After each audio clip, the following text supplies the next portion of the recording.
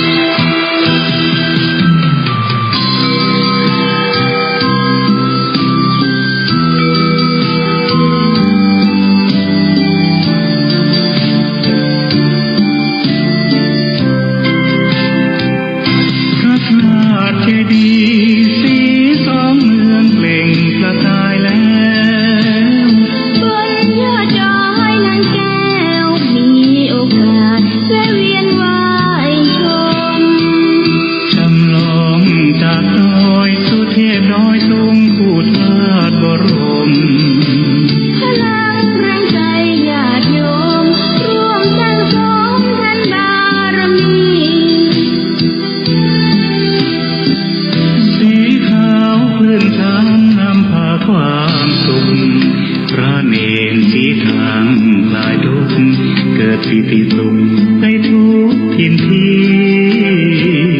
เปิดฟังธรรมะพระจัดรายการหลายคืนบางทีร่วมสร้างมหาทานบารมีพระธาตุเจดีย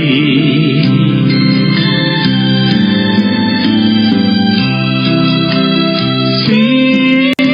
สอง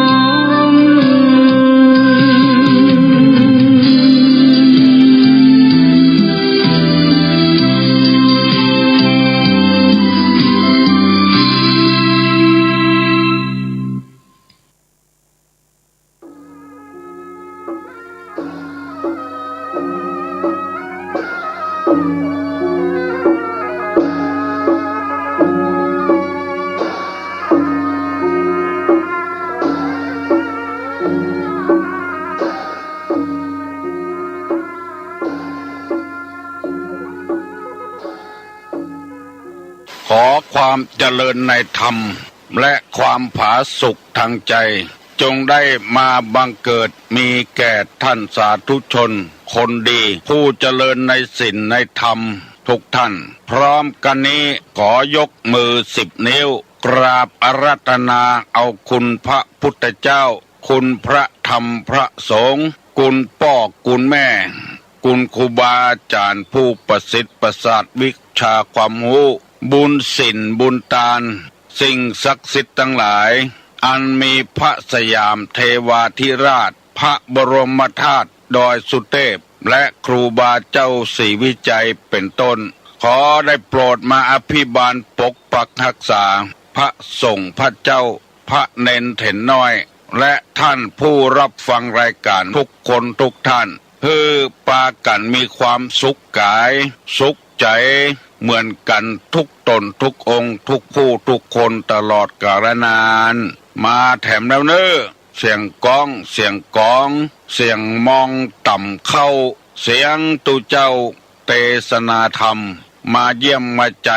ท่านสาธุชนคนดีทั้งหลายถึงบ้านถึงจองเพื่อเอาธรรมะแบบรากหญ้าแบบธรรมดามาฮือพ่อแม่พี่น้องทั้งหลายฟังก่อนที่จะได้ฟังนี้ขอเชิญชวนมวลพุทธบริษัททั้งหลายไหว้พระเหมือนกับนักมวยไหว้ครูระลึกถึงครูบาอาจารย์ก่อนผู้ที่ไปแสวงหาสัจธรรม4 อสงไขยปลายแสนมหากัปและ10 ชาติปางสุดท้ายได้เกิดมาเป็นพญาเวสสันตละตานเข้าของทรัพย์สมบัติสละบัลลังก์ไปบวชเป็นพระฤาษีตานเมียตานลูกบำเพ็ญขนาดนักจนได้ตรัสรู้เฮาไหว้ครูบาอาจารย์เนี่ยก่อนเนออาลังหังสัมมาสัมพุทโธภควาพุทธังภควันตังอภิวาเทมิ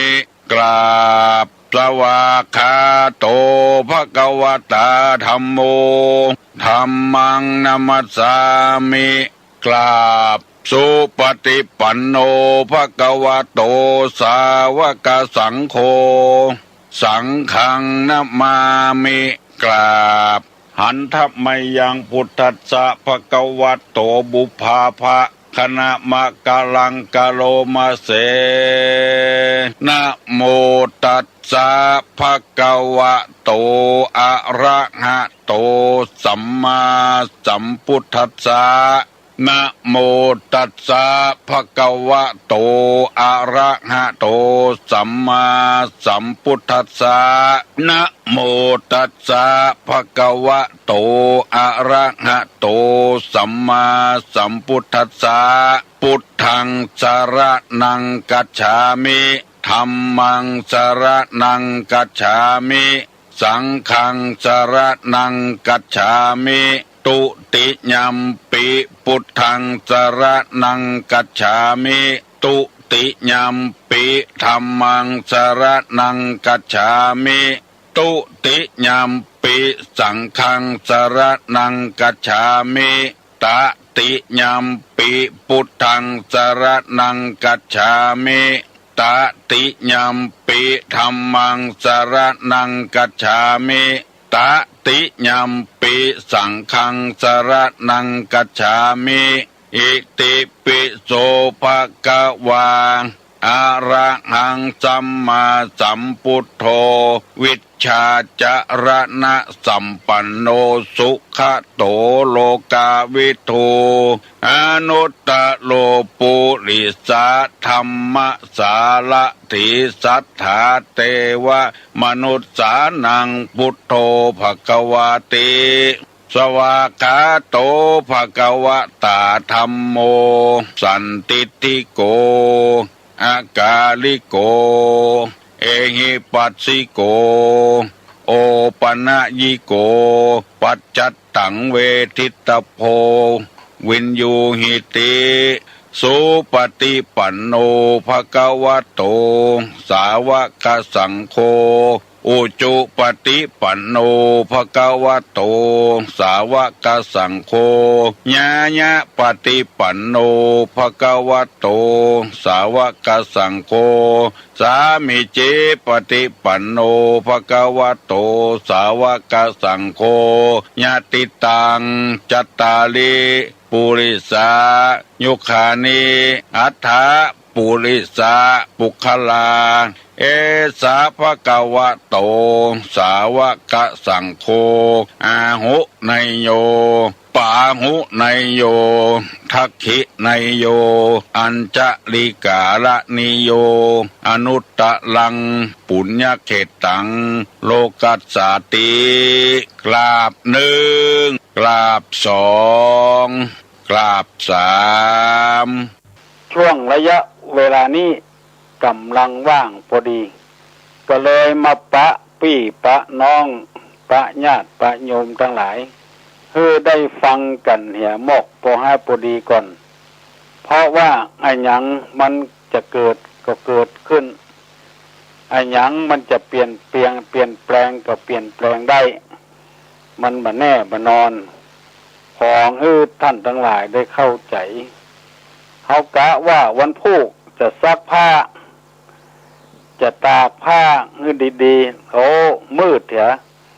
ฝนตกไปเหี่ยก็มีเพราะฉะนั้นขอให้ท่านเข้าใจตามหลักของธรรมชาติวันนี้บ่ได้นำเอารายการธรรมะที่เคยเล่ามาเล่าให้ท่านฟังเพราะว่าเวลามันน้อยเหลือเกินมีเรื่องที่จะต้องนำมาเสนอญาติโยมทั้งหลายอยู่สองเรื่อง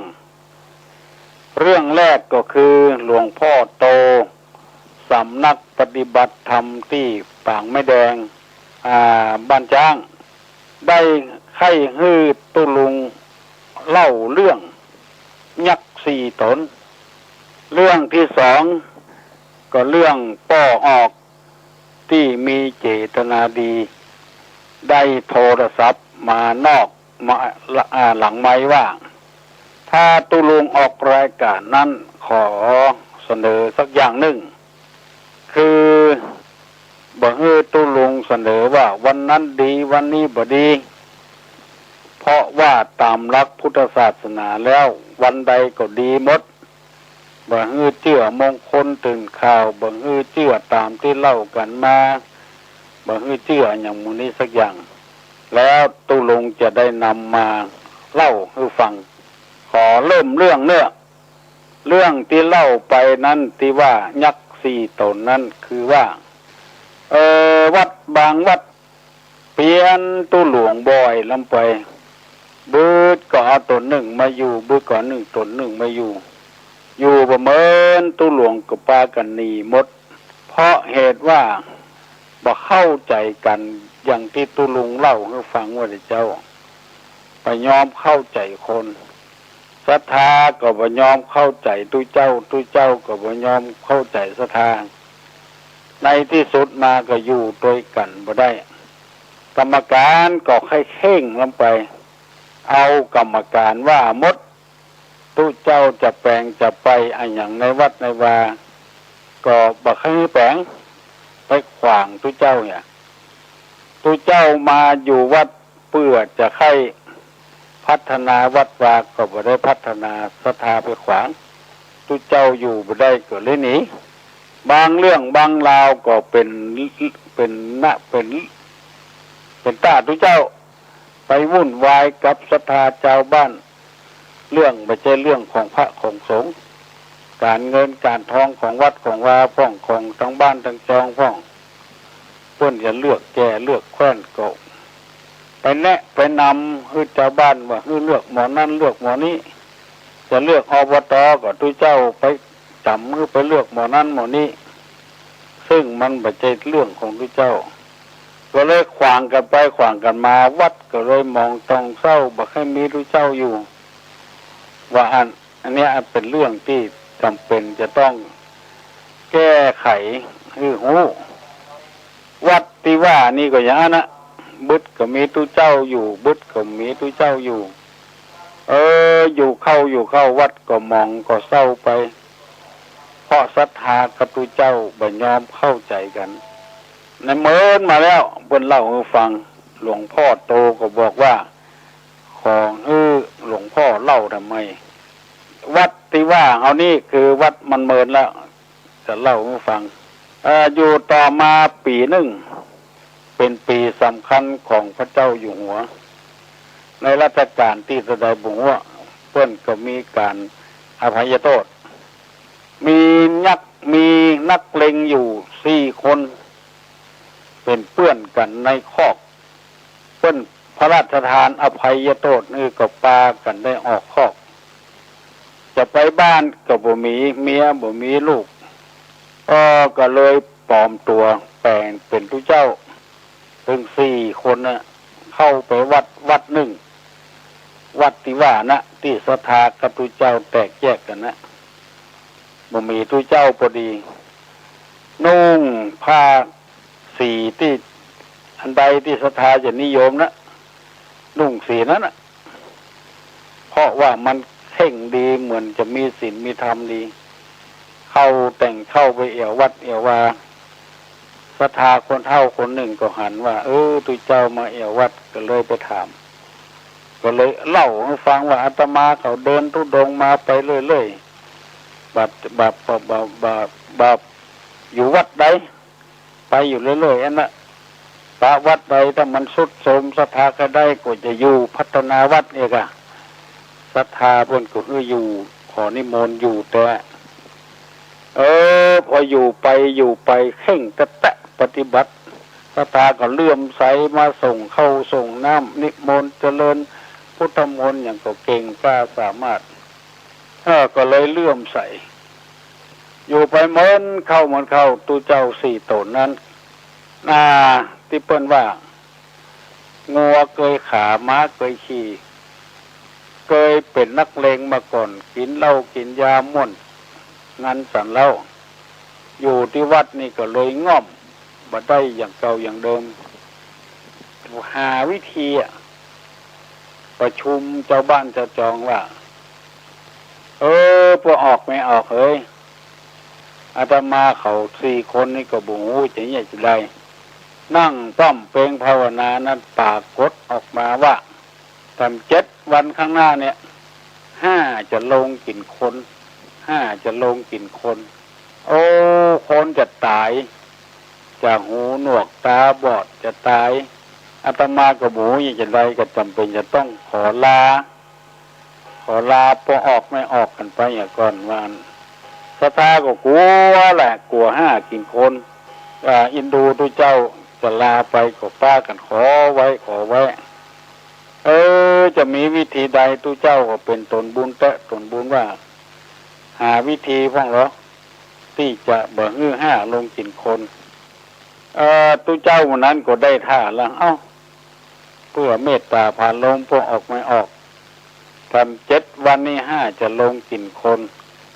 ถ้าบอกใคร5ลงกินคนก็มีวิธีเดียวนะปัญหามีไว้ให้แก้ไม่ใช่มีให้ทุกอกทุกใจพอออกไม่ออกเขาสถาบันเขาเนี่ยเอาไก่ต้มแล้วก็เอาเหล้าไห่ไก่ต้มเอาไว้ที่ประตูวัดเนี่ยถ้า5มันลงมามันจะหั่นไก่หั่นเหล้าจะปลากันกินเหล้ากินไก่แล้วมันจะบอกไปกินคนนะแล้วเมื่อคืนเอาไว้แล้วเมื่อคืนนั้นไผ่จะไปที่ไหนกันว่าออกมากำเดียวอาตมาเขาบ่รับรองอาจจะเป็นบ้าเป็นวินก็ได้ว่านพอถึงใกล้ที่5จะลงมาศรัทธากับปลากันต้มไก่เอาเหล้าไว้ที่ประตูวัดอันนี้หลวงพ่อโตเพิ่นต้องการใครได้ยินหรือลืมครับเอาไว้ที่ประตูวัดบังไผ่ออกบ้านออกจองไปที่ไหนสักคนพอเด็กมาตุเจ้า4 ตนนั่นก็เคยกินเหล้ากินยากันมาก่อนอย่างหูกันไผ่บ่ออกบ้านออกจองมาสักคนปลากันเอาไก่ต้มเอาเหล้ามากินกันในวิหารห้องเพลงกันยื้อยาเวลานั้นมีละอ่อนคนหนึ่ง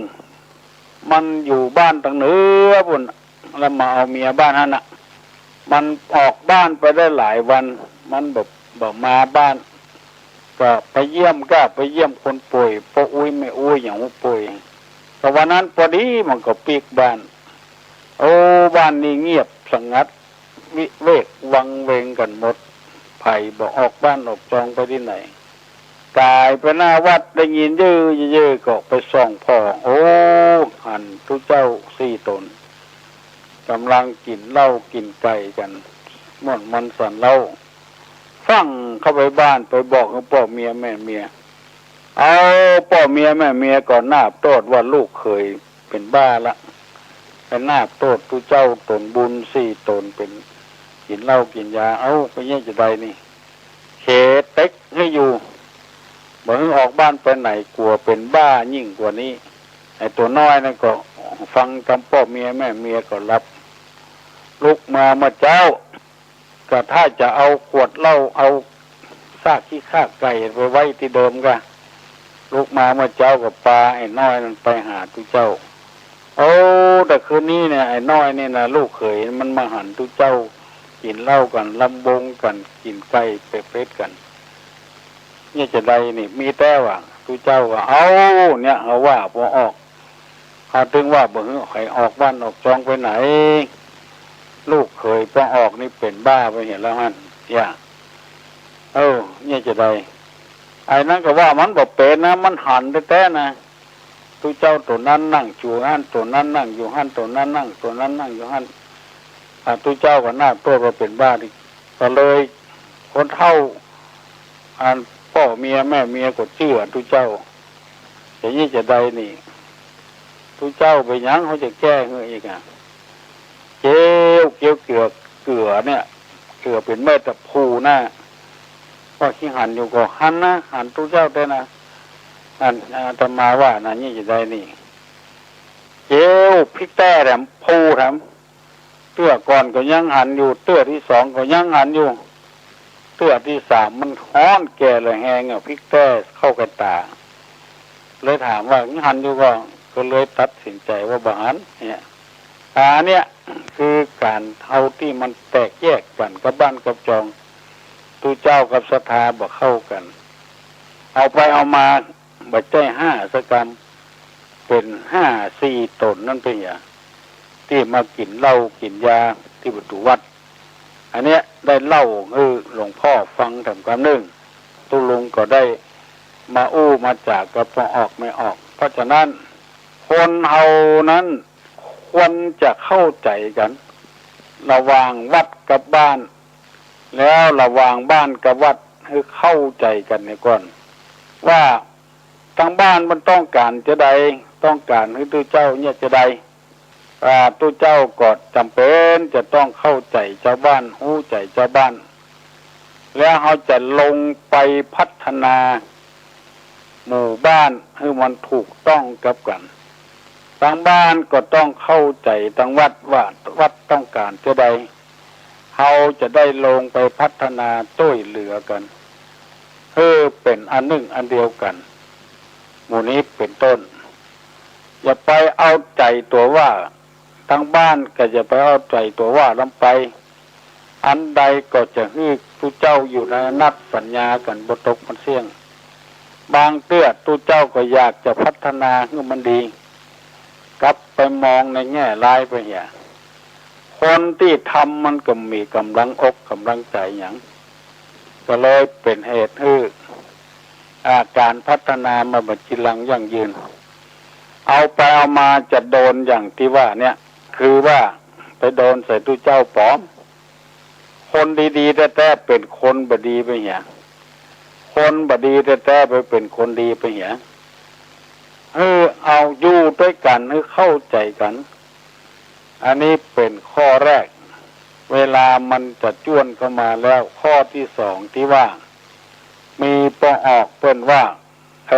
ตุลุงออกอากาศกูเจ้านั่นไผได้ยินไผได้ฟังก็ชอบกันหมดแต่มีอย่างหนึ่งขอเสนอตุลุงเวลาอู้เรื่องในศีลในธรรมแล้วก็วันใดก็วันดีอย่างที่เปิ้นว่าน่ะเกียง59เสียติดกับจันนี่60เสียงการวันเดียวเรื่องอีบักให้ตุลุงนำเสนอละอู้ธรรมะก็ธรรมะไปเลยในหลักของพระพุทธศาสนาวันใดก็เป็นวันดีประตกประเสี่ยงเนี่ยตุลุงก็หันว่าโอ้กรรมเสนอนี่ก็ดีเนาะก็เลยว่าขอบคุณอาจารย์ที่แนะนำตุลุงมาเพิ่นว่าเพิ่นบ่ได้เป็นอาจารย์หยังมาแนะนำเขาก็ว่าโอ้ยินดีแต่คนหูคนรักมาเตือนสติคนบ่หูบ่รักเขาก็บอกเพิ่นไปเนี้ยคือเปิ้นเนี่ยจะได้อันวิทยุของเฮานี่เป็นวิทยุชุมชนคนใดก็มาเปิ้งหลายคู่หลายคนนะวันนี้จะเอารถออกได้ก็ตุลุงแล้วเฮาก็บอกไปว่าโอ้มันเป็นวันอะไรอย่างมันเป็นวันกาลกินีก็บ่ดีออกกาลกินีนี่คือมันบ่ดีแล้วก็คนที่เปิ้นโทรศัพท์มาแต่เจ้าเนี่ยเปิ้นก็บ่เคยว่าอย่างนี้ตุลุงก็เนี่ยจะได้ก็วันบดีวันเป็นกาลกินีเขาก็หูอยู่วันกาลกินีจะบุญเพื่อนว่ากาลกินีก็ดีอย่างก็ดีไปบอกเพื่อนอย่างตุลุงก็ยังไม่ได้สำเร็จเป็นพระอรหันต์เพื่อโหราศาสตร์นี่มันเป็นศาสตร์เกิดขึ้นในก่อนพระพุทธศาสนาแล้วไปพอตอนที่พระพุทธเจ้าชายสิทธัตถะประสูติใหม่พระเจ้าสุโธทนะเจิญพราหมณ์108มาขนานพระนามและเจิญพราหมณ์ไว้แถม7 คนทำนายพระลักษณะของเจ้าชายสิทธัตถะพราหมณ์7 คนก็ทายว่าถ้าอยู่ครองคฤหัสถ์จะได้เป็นจักรพรรดิเอกถ้าออกบวชจะได้เป็นศาสดาเอกมีพระอัญญาโกณยะองค์เดียวพยากรณ์ว่าจะต้องออกบวชแน่นอนอันนี้ก็เป็นตัวอย่างให้หันชัดแจ้งแล้วว่าโหราศาสตร์นี่เกิดก่อนพระพุทธเจ้าก่อนวิทยุเอานี่เป็นวิทยุชุมชนเพื่อให้คนได้สบายอกสบายใจ อันที่จะขอร้องบ่ฮือตุลุงว่าอย่างอีนี่ก็คิดว่าจะเนี้ยบ่ได้อ่ะคือเปิ้นจากที่โทรมาบอกตุลุงนะเปิ้นจะฮื้อคนเหมือนกันหมดมันเป็นไปบ่ได้เสื้อเบอร์เดียวอ่ะมันไม่ใช่เสื้อยืดหรอกคนตุ้ยก็ซื้อเบอร์นั้นน่ะ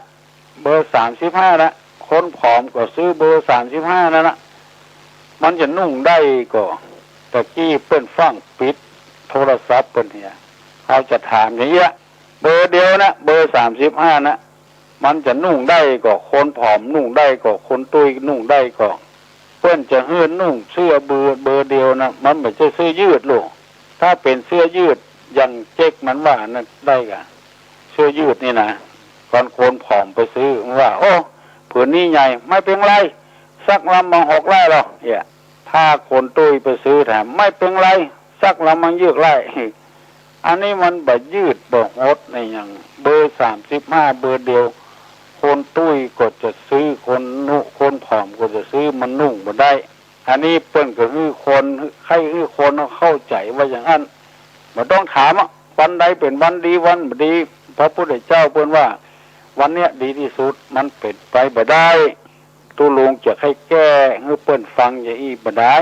เปิ้นก็ว่าเปิ้นดีนะแกเปิ้นให้ตุลุงบอกว่าอย่างอีมันเป็นไปบ่ได้ก็ต้องหมุนหากันหมุนตามเรื่องตามราวเมื่อเช้าก็แดดเย็นหน่อยเมื่อตอนก็แดดร้อนหน่อยเมื่อค่ำก็เย็นหน่อยเปิ้นบรรลัยหากันเพื่อจะเอาบักใดบักนั้นตุลุงเงี้ยบ่ได้แล้วก็บังอาจโดยที่จะมาสอนตุลุงคือว่าโดยตามกับคิดของเพิ่นถ้าจะสมควรแก่การเวลาแล้วก็หาสำหรับวันนี้เนาะพี่น้องทั้งหลายตุลุงจะเสนอเก้าอี้ก่อนเนอะมีเรื่องให้เสนอ2 เรื่องขอโทษขออภัยกับญาติโยมทั้งหลายเนอะก็ขอปันโจกปันใจให้พี่น้องทั้งหลายรับดีฟันดีมีสลีติคายุมันเนียนยาวหิมากาคืนมีโจกเหมือนลาบเหมือนกันเนอะวุฒาปัจจายิโนยัตตาโลธรรมาวัฏันติอายุวันโนสุขังปลัง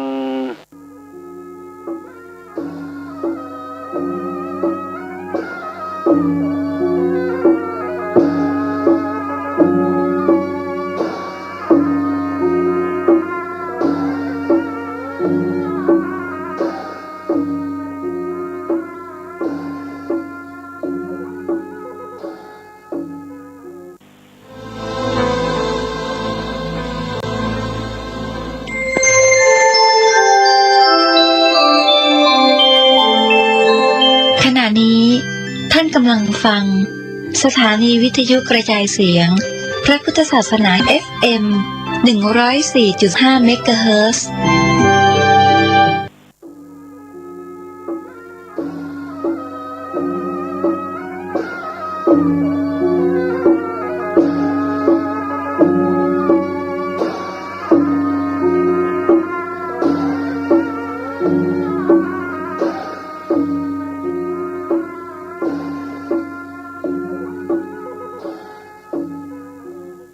องค์สมเด็จพระสัมมาสัมพุทธเจ้าแสวงหามาโดยชอบโดยพระองค์เองมีวิชาและจรณะพิจารณาตรัสรู้แล้วนำมาปฏิบัติธรรมะก็คือธรรมชาติสิ่งใดเป็นอย่างใดสิ่งนั้นย่อมเป็นเช่นนั้นเปิ้นฮ้องกันว่าคนทำดีความดีก็มาคุ้มครองปกปักรักษาคนทำความชั่วผลของความชั่วก็มาเล่นงานคือได้ตุกอกตุกใจเหมือนกับสิ่งสารสัตว์ต้นไม้ต้นตอกเชื้อใดเป็นเชื้อนั้นเชื้อกระต่ายเป็นเชื้อกระต่ายเชื้อไก่ก็เป็นเชื้อไก่เชื้อนกก็เป็นเชื้อนกอันนี้คือธรรมะก็เช่นเดียวกันแต่คนขุดค้นบ่ได้มัวแต่จะแสวงหาโชคหาลาภโดยวิธีการต่างๆบ่แสวงหาด้วยตนเองเมื่อพลาดหวังก็เดือดร้อนเป็นต้นว่าลงทุนนักนำไปพอของนั้นลดราคาลงไปก็เดือดร้อนหรือลงทุนเล่นการพนัน พอบัดถูกมาก็เดือดร้อน เพราะฝืนธรรมชาติฝืนทำคำสั่งสอนในทางพระศาสนาต่างๆโดยเฉพาะอย่างยิ่งพุทธศาสนาวันนี้จะได้นำเอากรรมโบราณกรรมบเก่ามาเล่าให้ท่านผู้ฟังทั้งหลายได้ฟังเพราะมีคนโทรศัพท์มาบอกว่าขออธิบายเรื่องดาบดีอยู่ในฟักคนลวกอยู่ในใจคำว่าฟักนี่ก็คือปลอกมีดลวกนี่เป็นกรรมทางเหนือห้องว่าฉลาดดาบคมอยู่ในปลอกคนฉลาดอยู่ในใจบ่าแสดงออกมาเงื่อไผ่หันในเวลาเมื่อบัดจำเป็นถ้าจำเป็นเมื่อใดก็ต้องเอาออกมาแสดงให้คนอื่นหู้เพราะฉะนั้นพี่น้องผู้ฟังทั้งหลายจะได้พิสูจน์ว่ามีดใดถ้าอยู่นอกฟักนอกปลอกมีดเล่มนั้นเทียนนั้นบ่คมเท่าใดอวดตัวบ่ได้แต่ถ้ามีดดีนั้นจะอยู่ในปลอกอยู่ในฟักอยู่ตลอดเวลาถ้าบัดจำเป็นมาบัดดึงออกบัดถอดออกเอาใจเมื่อมีความจำเป็นบ่อู้คู่ไผบ่อู้หลอกลวงไผคนรักนี่จะมีในอกในใจบุญหูแล้วบางทีก็ทำเป็นบ่หูเหี้ยปล่อยคนที่อวดตัวอวดหูนั้นทำไปก่อนทำไปบ่ฮอดไหนแผ่วไหนขายขี้หน้าตัวเก่าเงินมีไปประกาศหรือเปิ้นหูมีตะอันตะอีความจริงของเปิ้นมีนักเลือกของเฮาก่อนของเปิ้นนักเลือกของเฮาก่อนเปิ้นบ่อู้ความหูเปิ้นมีนักเหลือเฮาก่อน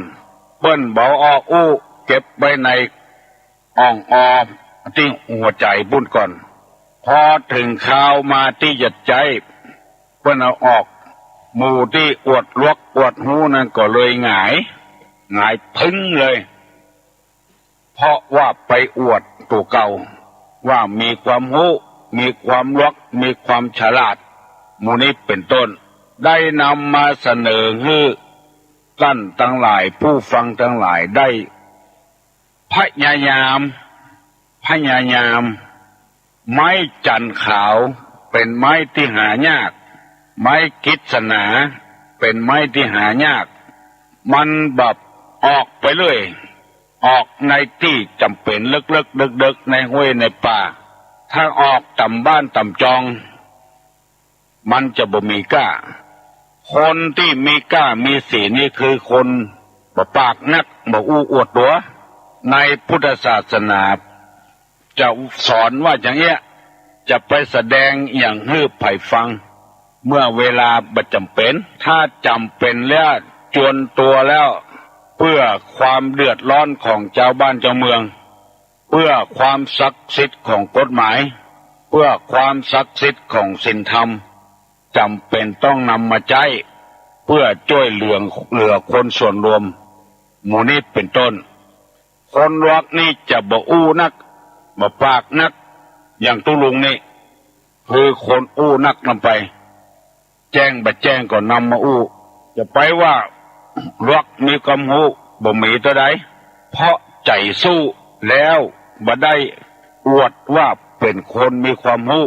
เพียงแต่อาศัยความรู้ที่ได้ศึกษาเล่าเรียนมาเท่าใดเท่าอันเป็นฉบับหลากหญ้าเพราะฉะนั้นขอฝากท่านทั้งหลายไว้ก่อนของยังบ่ได้เตื้อฟังอู้เตื้อมันยังบ่แน่เตื้อมาถึงมือเมื่อใดก็กล้วยอู้เมื่ออันของอันใดมันยังบัดวันเดือนปียังมาฮอดเตื้อบางทีอาจจะล้มละลายไปก็ได้เสียดายกำอู้ที่อู้ไว้วันนี้จะได้นำเอากรรมว่าธรรมะสำหรับผู้หลักผู้ใหญ่ผู้ปกครองบ้านผู้ปกครองเมืองผู้หลักผู้ใหญ่ที่คนทั้งหลายสถาปนายกย่องให้เป็นคนอบอุ้มอารีเป็นคนหัวหน้าคนเป็นหัวหน้าคนแล้วจำเป็นจะต้องมีคุณธรรม ถ้าบ่มีคุณธรรมไปบ่ฮอดบ่ใจมีเงินอย่างเดียวมีความรู้อย่างเดียวบ่มีคุณธรรมไปบ่รอดกินหั่นกินนี่ยักหั่นยักนี่ทั้งที่เปิ้นหูอยู่ก็เอาหน้าซื่อความศรัทธาความเลื่อมใสมันบ่มีเพราะว่าผู้หลักผู้ใหญ่เป็นคนบ่มีสัจจะคนใหญ่บ่มีสัจจะคงจะเข้าใจเนาะเป็นปอกเป็นแปกขาดความเลื่อมใสบอกว่าไผ่คนนั้นจะเป็นผู้เจ้าพระนายประจายแม่ยิงเป็นหัวหน้าคนแก่บ้านกำนันอบต.ปลัดนายกประธานรองประธานรองนายกหรือเป็นกำนันผู้ใหญ่บ้านภายในหมู่บ้านภายในบ้านภายในตำบลอำเภอถ้าขาดคุณธรรมแล้วบัดเดี๋ยวนี้5 ปีเป็นเลือกเตื้อหนึ่ง4 ปีเลือกเตื้อหนึ่งจะได้เป็นเหี้ยเตื้อเดียวแล้วเตื้อต่อไปนี่ฝันเอาเถอะเพราะว่าขาดคุณธรรมมีรถมีเข้ามีของมีที่บ้านที่จองมีหอมีเฮือนแต่ว่าขาดคุณธรรมคุณธรรมข้อแรกได้นำเสนอพี่น้องทั้งหลายไปแล้วว่าผู้นำควรจะมีสังฆะวัตถุ4เป็นธรรมเครื่องสงเคราะห์คนที่ต่ำเหลือเฮาเช่นในเฮือนหลังหนึ่งก็มีป้อเฮือนมีป้อใจมีผัวอีเถอะหรือว่าบ่มีผัวก็มีป้ออุ้ยแม่อุ้ยเป็นหัวหน้าครอบครัวสังฆะวัตถุ4ข้อแรกเรียกว่าทานคำว่าทานข้อนี้ก็แบ่งปันเฉลี่ยสิ่งของที่ได้มาบ่ได้เก็บไว้เพื่อผลประโยชน์ส่วนตัวอย่างเดียวคือแก่คนอื่นโดยเฉพาะคนทุกข์คนยากบริษัทไหนมูลนิธิไหนที่ใดเพิ่นมีการแจกเสื้อแจกผ้าแจกยาแจกอาหารการกินพยายามสละเวลาไปขอมาให้คนทุกข์คนยากคนอับคนจนอันนี้ก็ชื่อว่าเป็นการทานแล้วบ้านจองอันใดที่มันบ่ดีปลุกเป่าแบบช่วยกันซ่อมแซมในบ้านอันนี้ก็ฮ้องกันว่าเป็นการทานในครอบครัวในหมู่บ้านก็เช่นเดียวกันอันใดบ่มีช่วยกันเสาะหามีอันใดก็แสวงหาช่วยกันให้มันสมบูรณ์ในคณะที่เฮาเป็นผู้ใหญ่บ้านหรือเป็นครอบครัวที่มันแตกมันแยกกันเพราะอันใดเพราะว่าครอบครัวนั้นบ่มีการทานบ่หันใจกันก็จ่ายประติดไม่ยิงอื่นบ่หันใจเมียไม่เสียสละถ้าเมียไปติดบ่จ่ายเราเฮาจะคิดว่าจะได้เฮาก็เดือดร้อนเหมือนกันดีบ่ดีนำความเดือดร้อนเข้ามาสู่ในบ้านของตัวเองก็จ่ายไปติดไม่ยิงอื่นติดโรคภัยไข้เจ็บมาเอามาฮื้อเมียฮื้อลูกในบ้านเมียไปติดปัจจัยอื่นบ่มีการเสียละบ่มีการฮื้อตานที่ได้กล่าวมาเมื่อหลายวันแล้วอันนี้ฮ้องว่าตานต้องเสียสละต้องหันใจกันอินดูกันสงสารกันเงินคำกำแก้วหิหอมไว้อันใดควรจ่ายอันใดบุควรจ่ายต้องช่วยเหลือกันข้อที่2ว่าปิยวาจาแปลว่าวาจาอันอ่อนหวานข้อนี้บ่ได้หมายความว่าเจ้าป่อนายป่อเจ้าแม่นายแม่บ่ใช่ปิยวาจาอย่างนั้นปิยวาจาข้อนี้หมายความว่ามีกรรมกรรมจ่าที่ฟังแล้วได้ประโยชน์ได้สาระได้ความรู้เป็นอย่างมากอันนี้เรียกว่าปิยวาจาเจรจาอ่อนหวานเจรจาเข้าหูคนนี่เถอะกันง่ายๆเข้าหูคนออกมาแล้วบักกินหูกันบอกว่าผู้นั้นจะเป็นผู้ใหญ่ก็ตามผู้น้อยก็ตามเพราะว่าอันอย่างออกมาแล้วก็ฟังแล้วมันเข้าใจแล้วก็ม่วนไพเราะอันนี้ฮ้องว่าปิยวาจาที่ได้เสนอไปแต่ว่าบางทีเจ้าป่อนายป่อเจ้าแม่นายแม่บ่ได้ ใจไปทำยังที่เพื่อนฮ้องกันว่าปากหวานแต่โกนส้มอันนี้เอาแน่เอานอนบ่ได้เพราะฉะนั้นคนที่เป็นผู้ปกครองคนบอกว่าจะปกครองกันอย่างใดเป็นเจ้าใหญ่นายโตเป็นคนเนี่ยการเป็นทหารเป็นตำรวจเป็นคนคุมคนงานเป็นคนนายแพทย์ยาคนเป็นคนไข้ถ้าอู้จ่าบ่ม่วนแล้วบ่มีสาระประโยชน์แล้วคนไข้ก็ไข้อยู่หั่นแล้วซ้ำไปโดนกรรมบดีบดักเข้าหูแถมซ้ำเติมเข้าแถมยิ่งไปกันใหญ่สิ่งเหล่านี้จะต้องอบรมจรรยามารยาทอย่าก่อนไปคิดว่าตัวเป็นแพทย์เป็นพยาบาลอยากจะอู้กับไผ่ก็ได้เหมือนกับน้องกับลูกกับเต้าของตัวเองบ่ได้จะต้องเลือกอู้ให้มันถูกทางเปิ้นบ่ฮู้เปิ้นถามก็บอกให้เปิ้นเหียโดยดีแปลงจิตแปลงใจเข้าหากันจะไปว่าอารมณ์บ่ดีตั้งแต่บ้านมาละที่ไหนมาละอารมณ์บูดหมุนนี้ใช้บ่ได้เตื้อเวลาใดเป็นเวลานั้นที่นำมาเสนอนี้เพื่อให้ท่านทั้งหลายได้รับความเข้าใจ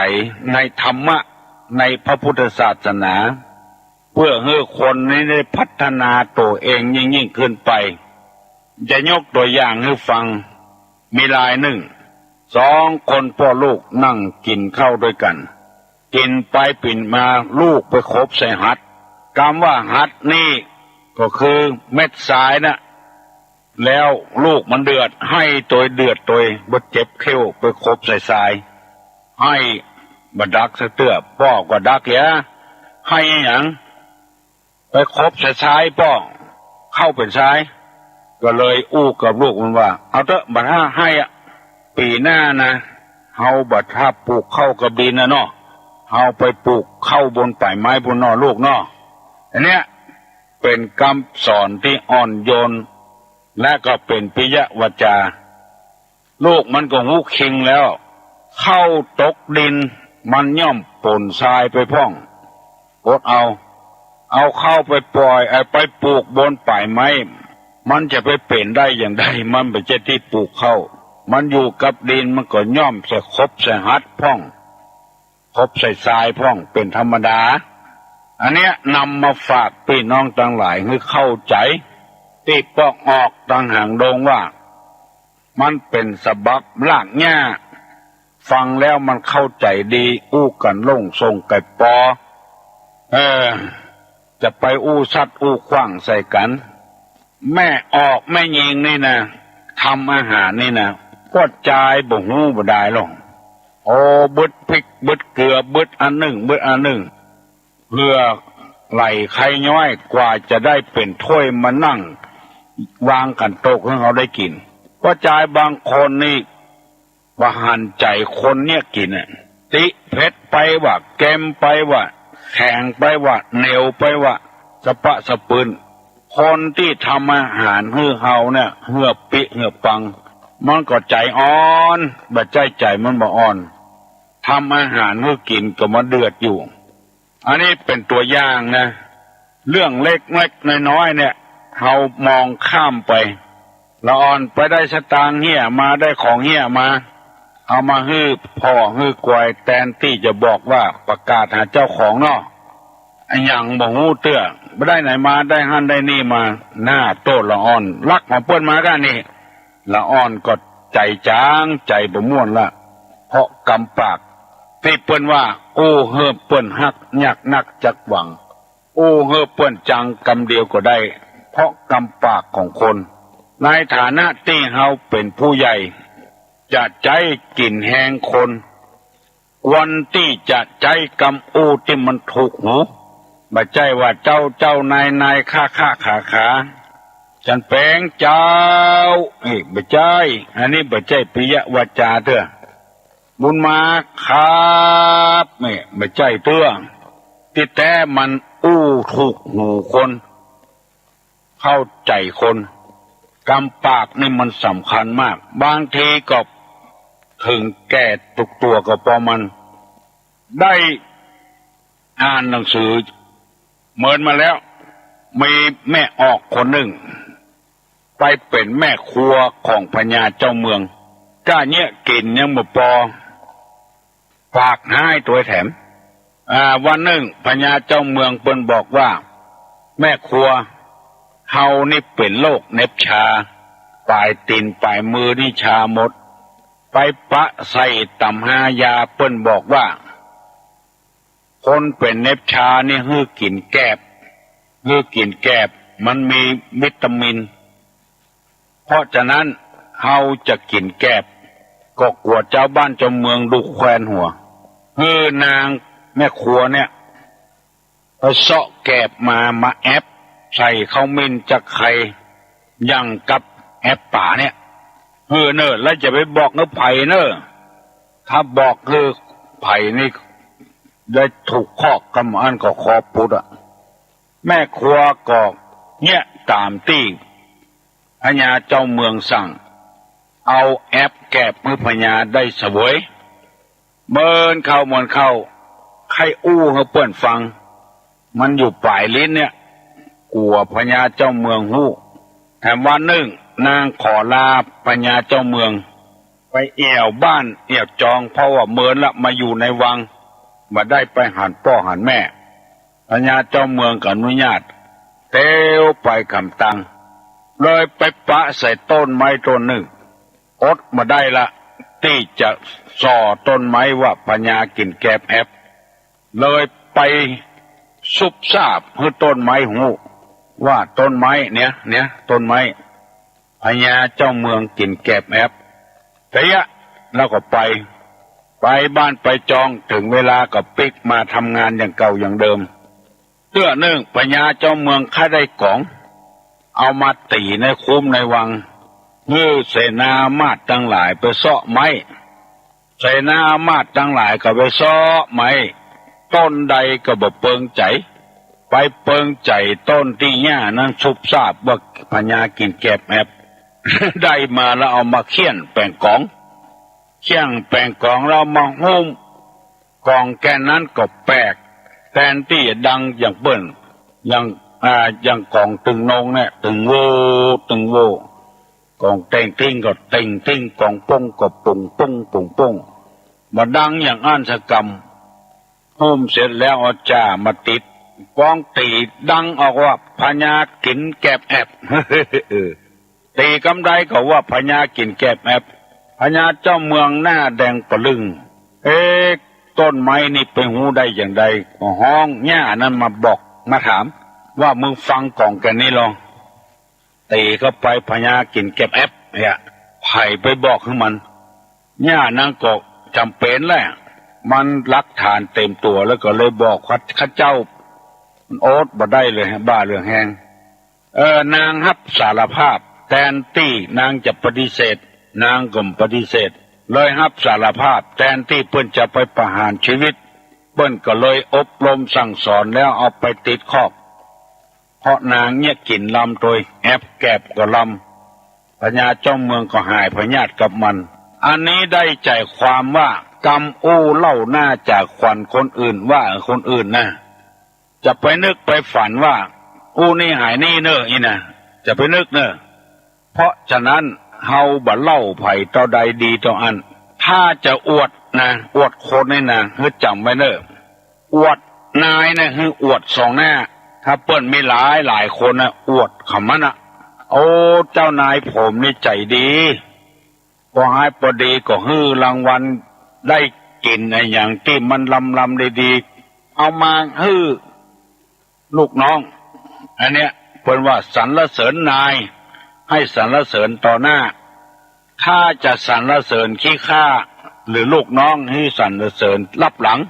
เขาจะได้นำมันไปอู้ให้ฟังทำกรรมเจ้านายชอบคิงนะบ่าเพิ่นอู้ให้ฟังคิงเยี่ยการดีเก็บหอมรอมริบบัดใจจ่ายสุรุ่ยสุร่าย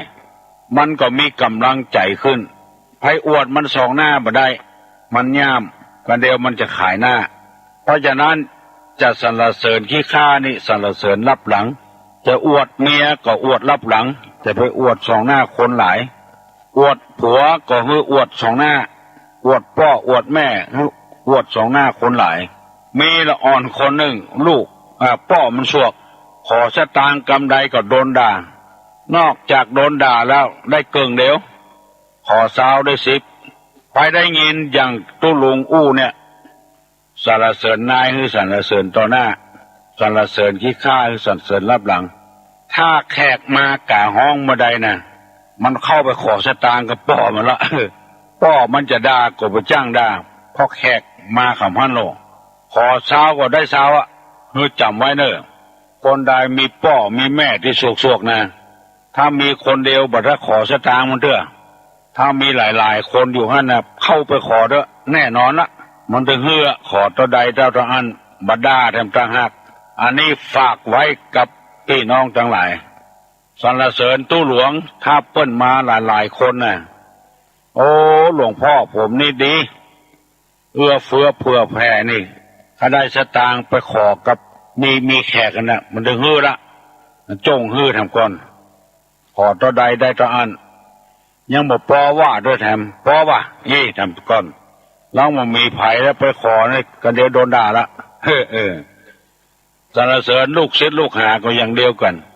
อันนี้ฝากไว้เป็นคติเตือนอกเตือนใจพ่อแม่พี่น้องทั้งหลาย